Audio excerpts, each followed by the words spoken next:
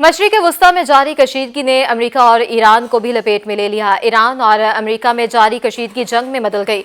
उर्दन में अपने फौजी अड्डे पर हमले के जवाब में अमेरिका ने शाम और इराक में 85 अहदाफ पर फजाई कार्रवाइयां की हैं। इराक का कहना है कि अमेरिकी फजाई हमलों के खित्ते के लिए तबाहकुन नताइज होंगे। इराक का दावा है कि अमेरिकी हमलों में 16 मासूम शहरी हलाक हुए हैं। ताहम अमेरिका का कहना है कि इसके फजाई हमलों में इराक और शाम में ईरानी हिमायत याफ्ता गिरोहों को निशाना बनाया गया। अमेरिकी सदर जो बाइडन ने जुम्मे को एक बयान में कहा था कि उनका जवाब आज शुरू होगा। ये जवाब उनके चुने हुए वक्त और मकामात पर दिया जाएगा। ख्याल रहे कि व्हाइट हाउस ने उर्दन में ड्रोन हमले का इल्जाम ईरान के हिमायत याफ्ता मुसल्लह गिरोहों पर आयद किया था, जिसमें 3 अमेरिकी फौजियों की हलाकत हुई थी। दूसरी तरफ ईरान ने इस बात का अयादा किया है कि वो अमेरिका के साथ जंग नहीं चाहता, लेकिन साथ ही इसने खबरदार किया है कि वो अपनी सरजमीन पर या मशरिक़ वस्ता में ईरानी मफादात के खिलाफ किसी भी हमले का भरपूर जवाब देगा।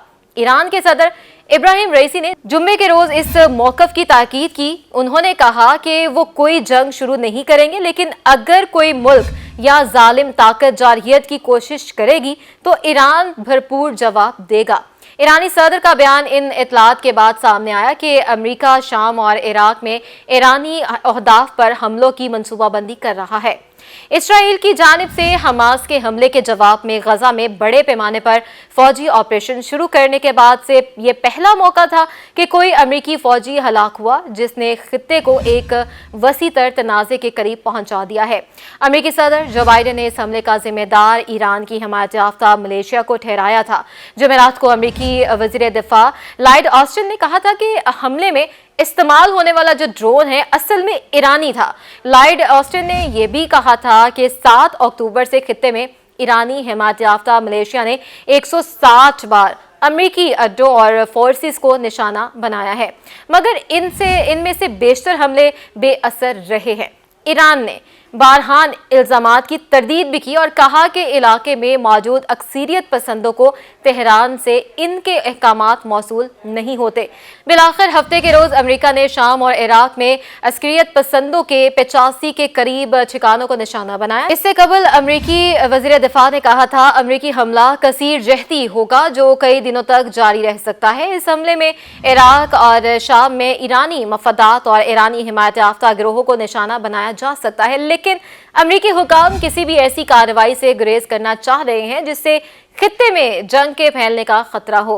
अमेरिकी इंतजामिया रिपब्लिकन पार्टी की जानिब से दबाव में है कि वो ईरान के अंदर अहदाफ को निशाना बनाए। इस हमले के लिए वो दलील देते हैं कि मुस्तकबिल में अमेरिकी मफादात पर हमलों को रोकने के लिए ईरान के खिलाफ फैसला कुन रद्द अमल जरूरी है। लेकिन अब बाइडन इंतजामिया ने ईरानी सरजमीन पर अहदाफ पर हमले न करने का फैसला किया है और अमेरिका की जानिब से ये तेहरान के लिए एक पैगाम है कि वो नहीं चाहते कि हालात काबू से बाहर हों। ये वाज़ेह नहीं है कि ईरान इन हमलों से निपटने के लिए तैयारी कर रहा है, लेकिन इतलात है कि इसने पूरे खित्ते से अपने बहुत से अहम फौजी एहलकारों को वापस बुला लिया है। माजी में ऐसे वाक़यात भी सामने आए हैं जिनमें ईरान और अमेरिका ने हमलों से पहले एक दूसरे को आगाह किया था ताकि जानी नुकसान ना हो। ताहम पासदाराने इनकलाब इस्लामी के कमांडर हुसैन सलामी ने हाल ही में अमेरिका को मुखातिब करते हुए कहा कि दोनों ममालिक पहले भी एक दूसरे को मैदान जंग में आजमा चुके हैं। उन्होंने अमेरिका को खबरदार किया कि अगरचा ईरान जंग का ख्वाह नहीं, लेकिन वो अपने लिए खड़े होने से डरते नहीं हैं। ऐसा लगता है कि ईरान कई तरीकों से खित्ते में बढ़ती कशीदगी कम करने की कोशिश कर रहा है। अल-कुद्स फोर्स की IRGC का हिस्सा है। इसके कमांडर इस्माइल कानी ने हालिया दिनों में बगदाद दौरा किया है और उन्होंने इराक में अपने गिरोहों से कहा है कि वो अमेरिकी अफवाज पर हमलों को रोकें और एक अहम ग्रुप ने इस पर इत्तफाक भी कर लिया है।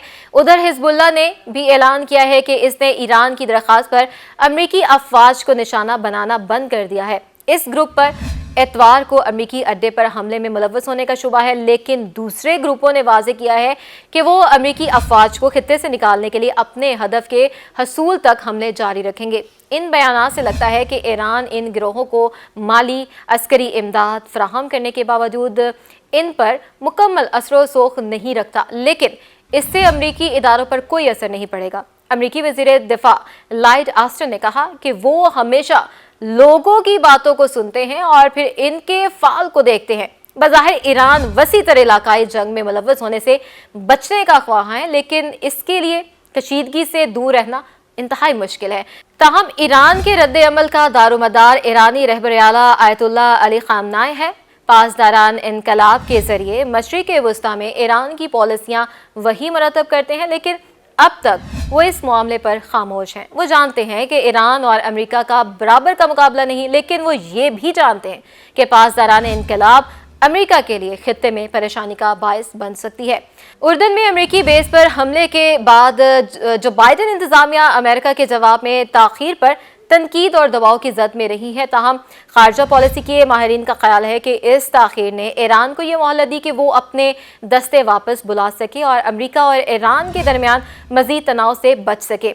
मशरिक़ वस्ता के साबिक अमेरिकी डिफेंस सेक्रेटरी मिक मिलरॉय ने कहा कि इससे ईरानी हिमायत याफ्ता मलेशिया की सलाहियत कम हुई और कशीदगी में मज़ीद इजाफे से बचा गया।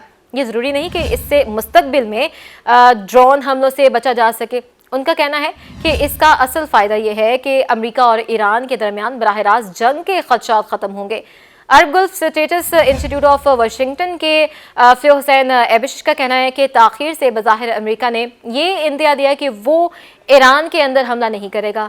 मिलरॉय के मुताबिक ये मुमकिन है कि अमेरिका ने तनसीबात पर हमले से कबल पासदारान इनकलाब को अपने दस्ते निकालने की मोहलत दी हो। तजियाकार ब्रेडली वोमेन ने कहा कि अमेरिका की हिकमत अमली से दुश्मन को नुकसान पहुंचा, जिससे वो हमारी फोर्सेस पर मजीद हमले नहीं करेगा, मगर इतना नुकसान नहीं कि कशीदगी में बेपनाह इजाफा हो। लिहाजा इलाकाई जंग के खदशात थम गए हैं।